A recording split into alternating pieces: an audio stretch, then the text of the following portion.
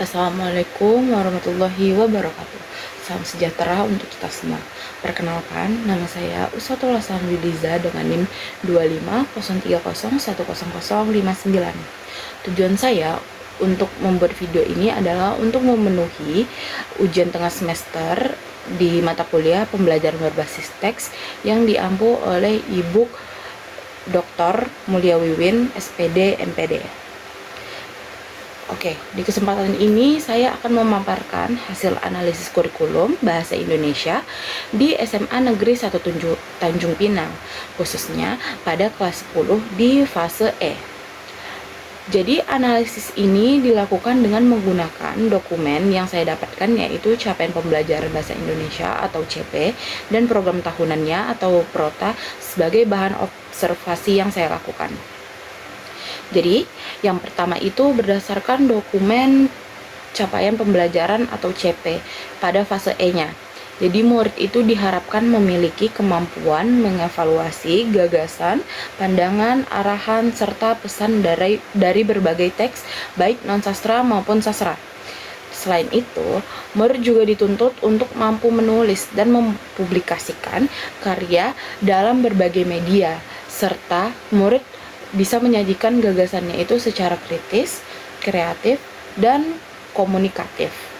Lalu, yang kedua itu dari program tahunannya atau protanya itu. Jadi terlihat bahwa tujuan pembelajaran yang disusun secara sistematis. Misalnya, pada semester ganjil terdapat tujuan pada poin 10.1, yaitu mengevaluasi dan mengkreasi pesan yang akurat dari teks laporan hasil observasi. Hal ini selaras dengan capaian fase E yang menekankan evaluasi gagasan dari teks non-sastra. Begitu juga pada tujuan poin 10.2 dan 10.3 yang berfokus pada keterampilan menulis dan menyajikan gagasan dalam bentuk teks LHO atau laporan hasil observasi yang sesuai dengan elemen menulis dan berbicara dalam capaian pembelajaran atau CP. Maka, dari pemetaan yang dilakukan ini terlihat bahwa semua elemen keterampilan berbahasa, yaitu menyimak, membaca, berbicara, dan menulis telah terakomodasi dalam protanya. Namun, ada beberapa aspek yang masih perlu diperkuat lagi.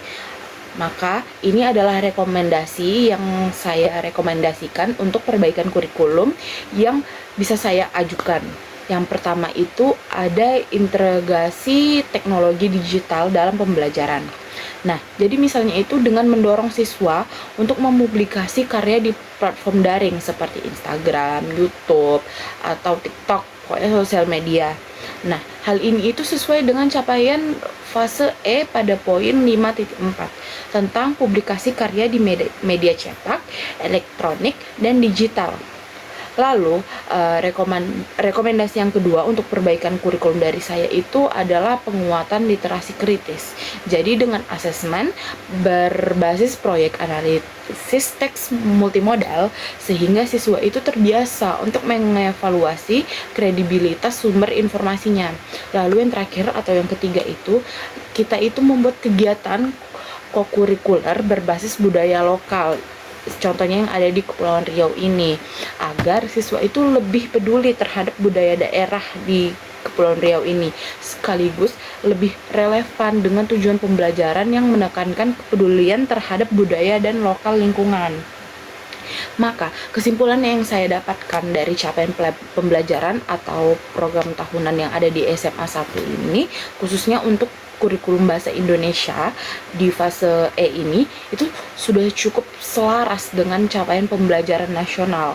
Namun, dengan adanya integrasi teknologi, penguatan literasi kritis, dan kokurikuler berbasis budaya lokal, kurikulum ini itu kayak akan lebih relevan dengan kebutuhan murid di era digital dan globalisasi. Maka demikian pemaparan saya mengenai analisis kurikulum Bahasa Indonesia. Semoga rekomendasi ini dapat menjadi masukan yang bermanfaat bagi sekolah dan dapat memenuhi ujian tengah semester di mata kuliah pembelajaran berbasis teks ini.